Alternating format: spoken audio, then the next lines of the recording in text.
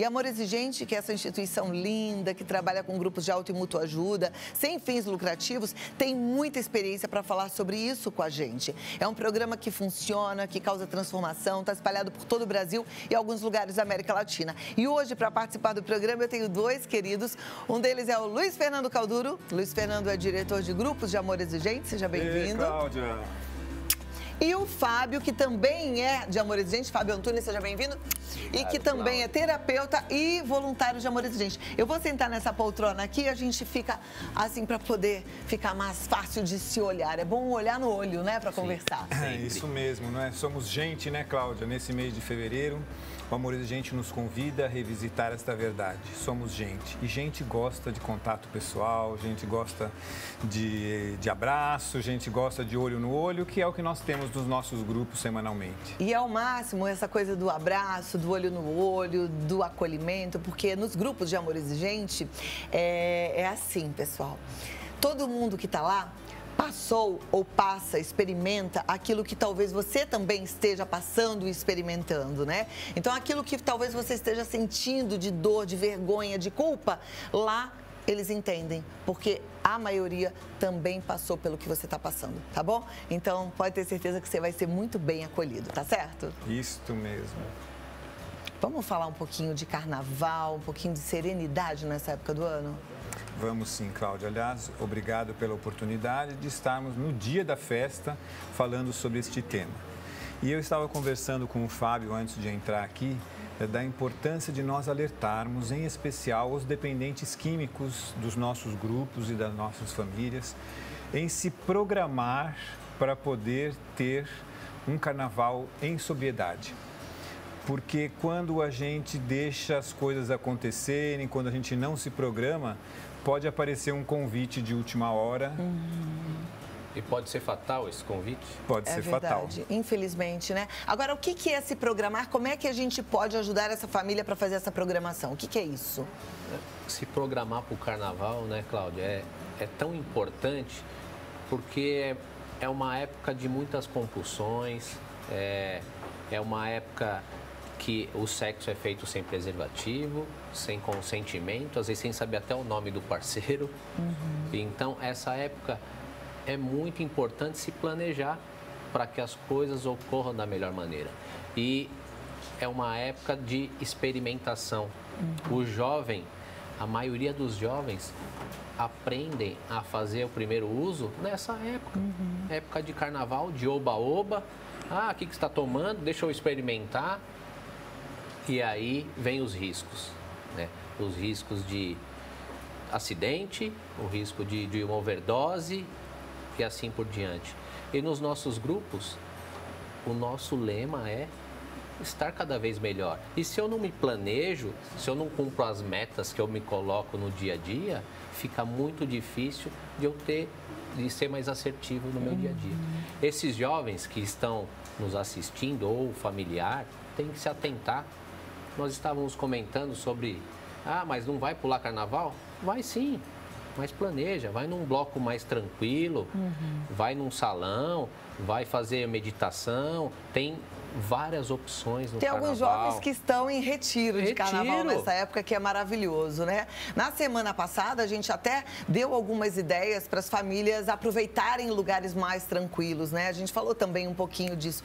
E é importante relembrar hoje, porque mesmo em cima da hora, porque hoje já é segunda-feira de carnaval, eu acho que a família precisa ficar atenta aí para, de repente, levar para uma programação mais segura, né? Mais protegida, porque a gente, como pai e mãe, precisa ser um fator de proteção aos filhos, não é isso? Isso, então falando de pai e mãe, que são aqueles que devem ter a autoridade dentro de casa, não custa lembrar uma máxima do Amor Exigente, que é assim: se o convite ou o pedido chega na última hora, você tem que pedir um tempo para pensar, para você poder conversar ou com seu parceiro ou com a mãe, no caso, se for o pai, ou se for o pai, no caso, com a mãe, e depois dar a resposta. Mas se vier a insistência, não, mas eu tenho que resolver agora, porque fulano vai passar daqui 10 minutos, qual é a resposta? Não. Não é? É frustrante, mas é proteção, não é? E nós temos um lema que eu gosto muito no Amor Exigente, que é: pais acordem, cada vez mais temos menos tempo para agir. Eu errei muito com os meus filhos por ser muito permissivo e permitir que eles se expusessem a riscos que hoje eu vejo absolutamente desnecessários e que deu ruim, né? Porque acabaram fazendo experimentação, uso, abuso, dependência química e é isso tudo que nós não queremos. O carnaval é uma raiz cultural do povo brasileiro. O povo brasileiro é alegre. Tanto é que o nosso fundador, um texano, acabou adotando como lema a palavra alegria. E não precisamos ficar tristes, não precisamos ficar com cara de sétimo dia. Nós podemos brincar carnaval. Exatamente. Vamos lembrar do povo lá de Belém do Pará, que nós amamos tanto? Eles têm um bloco de carnaval chamado Água de Coco. Olha que massa. E eles se reúnem todo o carnaval. Realmente, nós estamos falando já na segunda-feira. Isso é uma boa dica para o seu próximo carnaval. Mas eles se reúnem... já estão se preparando para daqui a pouco ir para o bloquinho. Não é? É. Lá no Pará, eles se reúnem um tempo antes, alugam uma casa gostosa, com piscina, etc e tal, divide a despesa entre 20 pessoas, fica baratinho para todo mundo, e aí vão as famílias dos dependentes químicos e eles próprios para brincar carnaval, para cantar, eles compõem uma marchinha, eles saem com um bloco na rua, batendo bumbo e tomando água de coco. Show. Quer dizer que carnaval pode, o que não pode é beber. E eu penso que nós devemos lembrar também, Cláudia, que hoje em dia o carnaval é um grande negócio. E é um grande negócio que envolve a venda das drogas. E quando a gente fala em drogas, nós não podemos deixar de falar de álcool e da famosa cervejinha. Então, não caia nessa. Você, às vezes, está sendo incentivado a participar, não de uma festa, de uma alegria, mas de um grande negócio. E que o prejudicado, ou que vai levar ao prejuízo, é você. E não aquele que está ganhando. Perfeito. Luiz Fernando, você disse assim, quando houver insistência, né, o filho pede, e aí o pai fala, vou ter que pensar, ou a mãe fala, vou ter que pensar, e ele insiste, e a gente fala assim, então é não. O coração do pai e da mãe, nessa hora, fica apertadíssimo, e algumas falam, eu não tenho coragem de fazer isso. Então eu queria que você, como pai, falasse um pouquinho sobre isso, porque assim, você experimentou o outro lado, e o pai e a mãe fica com muito receio na hora de falar não, porque acha que vai experimentar uma inimizade do filho, um afastamento. Isso é verdade? Sim, porque a gente tem aquela ilusão de querer ser amigo dos nossos filhos. Nós não precisamos ser inimigos e podemos ser muito parceiros e ter um relacionamento muito íntimo e próximo. Mas nós temos que continuar com o nosso papel de pai e mãe, que é exatamente dar a regra, dar a consequência se ela não for cumprida e dizer os nãos quando são necessários. Nós estamos falando aí em festa de carnaval, estamos falando de álcool, estamos falando de drogas, mas isso começa na primeira infância, não é, Cláudia? E o povo do Amor Inteligente anda bravo comigo, porque diz que eu sempre arrumo um espacinho para falar dos meus netos. Isso é o vô coruja. Mas eu sou mesmo. E como eu estou vendo, Cláudia, como os meus filhos, a quem eu disse não tardiamente, e ficaram muito bravos, e disseram que eu era o pior pai do mundo, e bateram porta, e bateram perna, pé no chão. Hoje eles estão educando os filhos deles, com não, com disciplina, para as mínimas coisas, para as pequenas birras que precisam ser corrigidas, doa nele ou doa no pai e na mãe, não é? Então, dizer não é frustrante num primeiro momento, mas eu penso que é um investimento a longo prazo. Como é que eu vou falar não para um menino que já tem 21 anos, para uma menina que já tem 20 anos, para um homem de 25, ele tem 27? Pode falar não? Sim, pode falar não. Porque as situações vão mudando, não é, Cláudia? Nós estamos falando de crianças pequenas que fazem birra, mas nós temos que lembrar que os nossos filhos adultos também acabam tendo situações de comportamento folgados, entre aspas, que nós precisamos dizer não. De repente, quantos são hoje em dia os avós que estão criando seus filhos, educando seus filhos? E tudo bem que essa experiência é interessante, mas não um período integral, não deixando de viver a própria vida para cuidar dos netos. Então, muitas vezes, o casal de avós vai ter que dizer para os filhos, olha, Hoje o vovô e a vovó vão passear, hoje o vovô e a vovó vão viajar, não vão poder Tem que cuidar. saber colocar limite, né? Mas voltando lá na questão da dependência química, Cláudia, aí às vezes nós temos filhos em casa de 40 anos que ainda estão no uso e a gente diz, puxa, mas já é um homem. E aí vem a pergunta, será? Ou será que a maturidade emocional dele não acompanhou a idade cronológica em função do uso de drogas? E aí ele não passa de um adolescente que precisa ouvir não. A gente já ouviu aqui várias vezes, eu ouvi já em entrevista com psiquiatras, que um dependente químico, ele tem a idade em que ele começou o abuso das drogas. Então, assim, começou o abuso das drogas com 15 anos e permanece na droga e está lá com 40 anos, ele continua com a mentalidade de 15 anos, né? Então, a gente pode dizer não. Pode dizer não. É assim, Fábio. É assim. É importantíssimo esse não, né? Mas eu acredito que dependendo da fase, essa comunicação tem que ser mais elaborada. Quando é criança, o não mais incisivo é fácil de absorver. Quando já é adolescente, ele não absorve com tanta facilidade. Então tem que elaborar mais essa fala, mas conseguir informar e repassar esse adolescente que não está no consenso em concordar com aquilo que ele está querendo. Vamos lá, então vamos dar um exemplo, porque eu gosto sempre de deixar tudo muito claro. Eu sou uma pessoa que às vezes eu vejo umas coisas na televisão e fico confusa e queria que me explicassem, né? Vamos imaginar que eu sou lá uma mulher de 40 anos, dependente química e que eu quero ir hoje, segunda-feira de carnaval, para o baile. E a galera toda vai. Você é o meu pai, sabe o que vai rolar lá naquele baile? E aí eu falo que eu vou. E aí? Então, aí vai depender da dinâmica de cada família. Alguns, porque a família já assumiu a autoridade, vão obedecer a este não. E outros vão experimentar, testar se este não é realmente firme ou não. E vão fazer. E aí, se fizer, o que vai acontecer? Tem que ter uma consequência que cada família vai ter que determinar.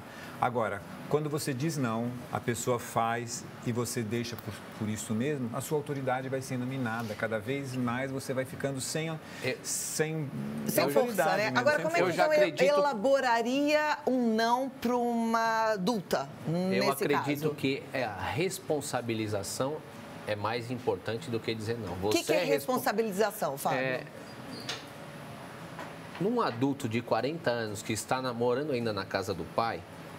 E usando droga? E usando droga, ele não é responsável pela higiene da casa, ele não paga as contas, é o pai que ainda está pagando as contas, então isso dificulta um pouco. Quando você limita ele, fala, não, você é responsável, o que você vai fazer lá? Presta atenção no que você for fazer. Dependendo, eu não vou te tirar lá da cadeia, porque muitos já foi tirar... Foi preso, não vou pagar o carro porque você já bateu 3. Isso é começar a responsabilizar ele. Porque se ele está com 40 anos, morando na casa dos pais, sem responsabilidade nenhuma, significa que durante a vida toda ele não foi responsabilizado pelos atos dele. Esse pai assumiu essa responsabilidade. E para essa pessoa, ele tem que começar a se responsabilizar pelos próprios atos. E desde a adolescência. Se você não dá e começa a encobrir todas as falhas, dificulta. Na vida adulta vai ser muito mais difícil ele conseguir receber o não e aceitar. Então, vê se eu entendi direito. Elaborar bem o não para um filho adulto talvez seja, ok, é isso que você quer, você pode, você já é adulto, mas preste atenção. Sim. Eu não vou te buscar se você estiver passando mal, eu não vou abrir a porta de madrugada porque eu vou estar dormindo, você chega até tal horas que aí sim eu consigo abrir, se bater o carro não sou eu que vou consertar, é isso. Exatamente. É a responsabilidade. E se você tiver dinheiro para pagar, ok, porque eu também não tenho dinheiro para te dar. É isso mesmo, Cláudia. Agora, lembrando que isso não vai acontecer da noite para o dia, se a família não está preparada para dizer este não. Então, aí volta na questão de que se você está enfrentando um problema na sua família, talvez a melhor atitude seja não tomar nenhuma atitude e ir se preparar para que você possa elaborar E aonde que se prepara? No amor exigente.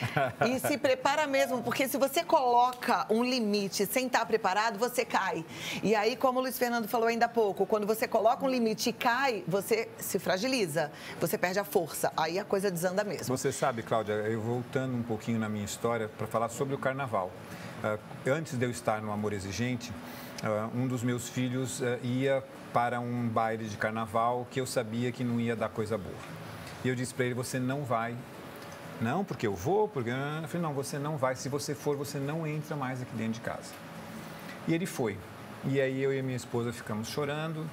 No dia, ele não voltou a noite inteira. Na manhã seguinte, ele não voltou. Eu fui trabalhar. Quando foi meio-dia, minha esposa me liga. Ele está aqui no portão, o que eu faço? O que eu respondi? Põe para dentro de casa.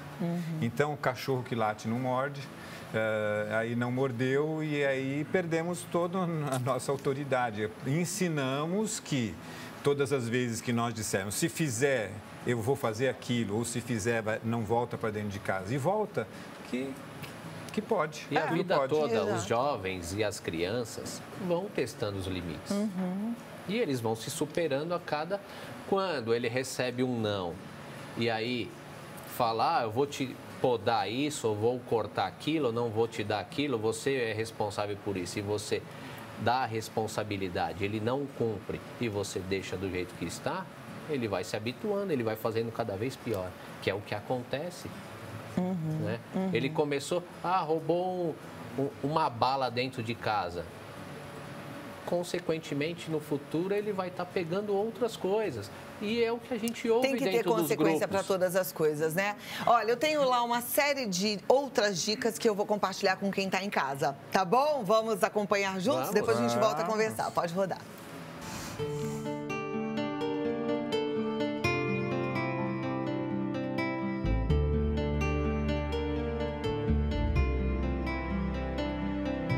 As pessoas falam assim, é difícil se recuperar. Realmente é difícil, tem que ter a força de vontade, né? Não é só o querer, tem que ter o real desejo de parar de usar a droga e o álcool. Um tratamento, ele não ajuda, ele resolve, tá? A gente tem colegas aí que estão há 20 anos, há 10 anos, pessoas de até 40 anos sem uso vêm conversar com a gente. E é legal que assim, chega um momento no grupo que você não está mais aí só para se manter fora do uso. Porque isso, saindo daqui, você já tem na sua cabeça que não te serve e você não quer mais. Mas você está no grupo para ajudar quem está chegando. Tô limpo só por hoje eu tô limpo, né? E pretendo continuar limpo hoje. Hoje eu não bebi, hoje eu não usei droga, eu não usava droga, a bebida é droga, né? Mas a gente faz uma diferenciação, mas tudo é droga. Então hoje eu não vou beber e amanhã espero que também não, né? Então só por hoje eu não bebo, amanhã eu vou falar só por hoje também não, né? E assim a gente vai continuando a nossa jornada, né? A gente está aqui para quebrar paradigmas, né? Tem até um livro que fala que os paradigmas, eles são bons, eles são bons, mas só que eles funcionam por um certo tempo. Eles podem ser superados, sim. E a dependência química, ela te cega disso aí, tira esse foco. E acreditando em você, você consegue ir além e vai ver muito mais feliz do que no tempo de uso.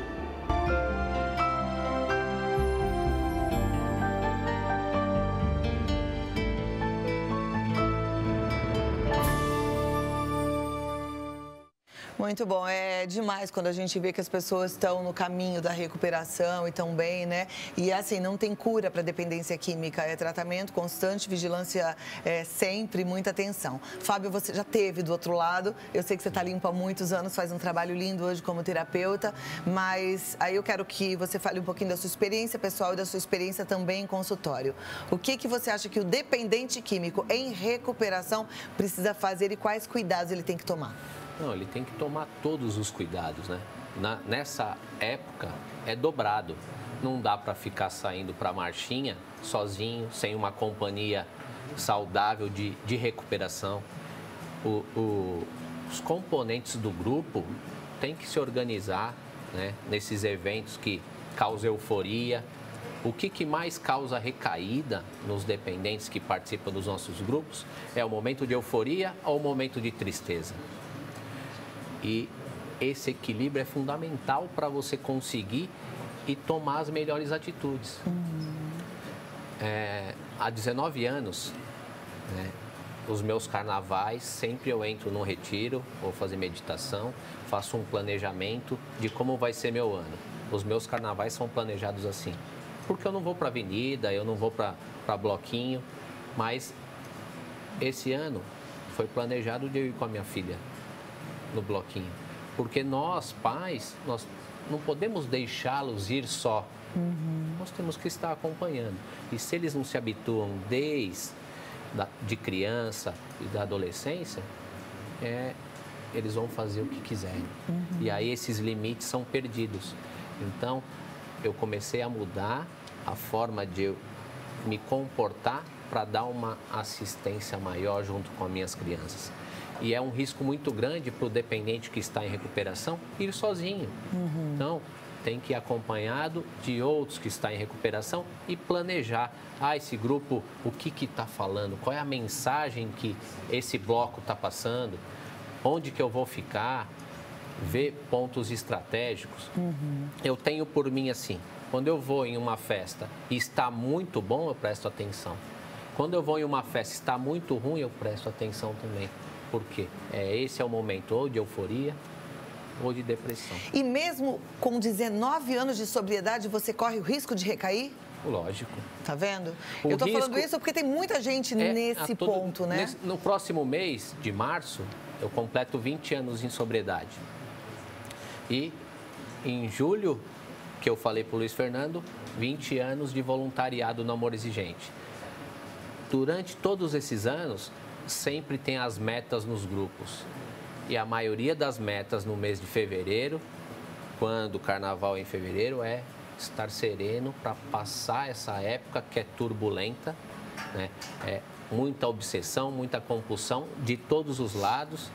E aí depois do carnaval, e a gente tem um dado estatístico que os grupos, eles se enchem depois do carnaval. Começa a se esvaziar em novembro, dezembro e começa a se encher novamente depois do carnaval. Como a gente tem dados estatísticos, infelizmente, de hospitais mais cheios por conta de coma alcoólico, overdose, acidente de carro, né? Bom, temos perguntas também, então vamos passar aqui para o vídeo wall para a gente acompanhar e aí com a pergunta do outro a gente aprende. A Vanessa Corrêa de Belo Horizonte diz: o carnaval em Minas é bem agitado, meu filho está andando com más companhias. Tenho medo dele se envolver com as drogas. Como orientá-lo sem proibir de festejar? Então, é exatamente a questão da prevenção no sentido de que o álcool, ele tira a consciência e expõe a pessoa ao risco. E nós estamos falando de Minas e a gente sabe que as estradas de Minas são as que mais têm acidentes de trânsito. Então, às vezes, não é nem a questão da dependência química, mas é a questão do acidente de trânsito, é a questão do sexo inseguro. Agora, uma coisa que me preocupa como mãe, que ela diz assim, meu filho está andando em más companhias. As más companhias são complicadas, né, nessa fase. Porque o adolescente, ele quer parecer comigo. Sim, porque a partir dos 10 anos, o grupo social se torna mais importante que a própria família. Eu gostaria de lembrar apenas que, às vezes, os nossos filhos também se tornam más companhias. O grupo, né, o grupo, ele é escolhido já em função de vários fatores. Então, a identificação nisso é fundamental. Se ele não tem uma orientação para uma identificação num grupo mais saudável, ele vai se identificar no outro, porque ele vai ser acolhido. E se ele é acolhido num grupo de abuso de drogas, ele pode não estar usando no início, mas logo, logo ele vai estar fazendo uso e vai estar fazendo igual aos outros ou pior. E aquela máxima de que, mãe, mas todo mundo bebe, mas todo mundo fuma maconha, é uma mentira, porque estatisticamente é a minoria que faz uso da droga. Então, quando vem com essa história, porque todo mundo... Vamos baixar a bola e vamos pensar E aí, melhor. como ela fala, como orientá-lo sem proibir de festejar, vale aquela que a gente falou agora, de colocar limite, de responsabilizá-lo? Sim, responsabilizá-lo pelos atos dele. Eu gostei tanto quando o Fábio diz que vai no bloquinho. Que idade que está sua filha? 16. 16 anos. Já pensou? É isso. Ela não falou, ô pai, mó mico, Mas o pai que de ninguém mico? vai. Falou? Mas as amigas vivem comigo lá, elas adoram. É isso, criar esse ambiente Não gostoso, é essa né? postura. É fácil o amor exigente? Não, porque o amor exigente é exigente e ele exige que a gente tome atitudes que às vezes não são aquilo que é comum. Dos né? valores do mundo que eu falei ainda há pouco. Todo mundo está fazendo. Não, você faz diferente, que vai dar certo. Então vamos sim, vamos junto. E aí, num primeiro momento, pode não gostar, mas depois vai gostar. E eu O amor vence. queria dar um recado para a Vanessa, que escreveu essa pergunta. Nós estivemos, eu e o Luiz Fernando, estivemos em janeiro, em Minas Gerais, e os grupos estão maravilhosos lá. Então, Vanessa, vai frequentar o grupo, que você vai ter muito mais qualidade de vida e vai conseguir ter uma relação melhor com seu filho. Verdade. Próxima pergunta, vamos lá para a tela. Não quer se identificar. Ela diz, foi no carnaval de 97 que comecei a usar drogas. Estou limpa há 5 anos, mas meu filho começou a usar maconha e quer viajar nesse carnaval. O que devo fazer? Ele diz que se um dia eu usei, ele também pode. Eu penso que você vai ter que contar para ele todos os prejuízos que você teve. Apenas dizer que usou e você estando bem, ele pode não entender que isso venha a dar prejuízo. Eu tenho muito medo de depoimentos de quem usou e que agora está muito bem, e aí o jovem falou, então eu também vou usar, porque depois, quando eu quiser parar, eu paro e vou ficar bem também. Então, dizer todos os prejuízos que você teve, porque você teve, não é? Durante tantos anos usou droga. E é aquele negócio, pode ser difícil, mas o não é uma resposta interessante. Eu acredito que você está num processo de recuperação há 5 anos, mas você não inseriu esse filho nesse processo. Porque se esse filho for inserido, ele vai ver o quanto que é difícil, o quanto é importante com as pessoas que a cercam para ele estar há 5 anos limpo, quanto é importante levar esses jovens junto para eles entenderem o quanto o outro que participa do mesmo grupo foi sacrificado para estar lá. O quanto custou aquela cadeira que a gente senta dentro do grupo, como foi caro para esse menino não dizer que a maconha não dá nada, é natural. Aliás, a gente, nesse mês, falou no comecinho do mês sobre foi no finalzinho de janeiro, os prejuízos da maconha, né? Com um psiquiatra fantástico aqui, especialista no assunto. E ele disse que, olha, na primeira vez, você já pode ter uma crise de esquizofrenia e ficar com problemas para sempre, né? Pode desencadear um surto. A maconha, ela vai diminuir a sua inteligência, isso é muito sério, né? Outras comorbidades psiquiátricas também podem acontecer com o uso da maconha. Ela é altamente desmotivacional, ou seja, a pessoa fica com vontade de nada. Então, assim, tem tantos prejuízos. É bom também deixar isso muito claro para o filho, porque o grupo vai mostrar só que é muito legal, que dá muita risada e fica todo mundo ali rindo, e depois todo mundo mais burrinho, mais bobinho e por aí vai, né? Isso mesmo, né? Amor exigente é prevenção, é proteção, é um grupo onde as famílias aprendem que amar é muitas vezes fazer o que precisa ser feito, doa em mim ou doa no outro, é causar frustração, mas isso é o verdadeiro amor. Maravilha. E olha, se você ainda não conhece, se você ainda não foi a um grupo de amor exigente, vá. Eu gosto sempre de frisar o que você disse ainda há pouco. É um grupo de qualidade de vida, minha gente. Exatamente. É para mudar a sua história. E não precisa ter problema com dependência química, não. Aliás, você não precisa nem ter filhos, mas a gente realmente é muito ajudado. Você aprende a se posicionar em todas as circunstâncias, inclusive profissionalmente. Vá. É show, tá bom? Tem um grupo perto de você. Se você entrar no site, colocar lá a sua região, você vai encontrar esse grupo. O site é amorexigente.org.br. O telefone para você ligar é o 19-3252-2630. E se você preferir mandar uma mensagem através do WhatsApp, salva já aí no seu telefone, é o 19-98449-8044. 19-98449-8044. Como as meninas do escritório estão pulando o carnaval, deixe um recado no WhatsApp que na quarta-feira ele será respondido. Maravilha. Vamos fazer assim, entra no site e veja o endereço da mais próxima, porque se tiver reunião mesmo durante o carnaval, os grupos costumam funcionar. Força, fé e alegria. Alegria, Cláudia. Muito obrigada. Muito obrigado. Tanto você. aprendizado. Um bom carnaval. Ó, carnaval. Um bom bloquinho com essa filhota, viu? nossa. Opa! Tananana. Daqui a pouco vai ter marchinha aqui. Se vocês estão com saudade desse carnaval de marchinhas, fica aí que vocês vão curtir muito, Muito bem. viu?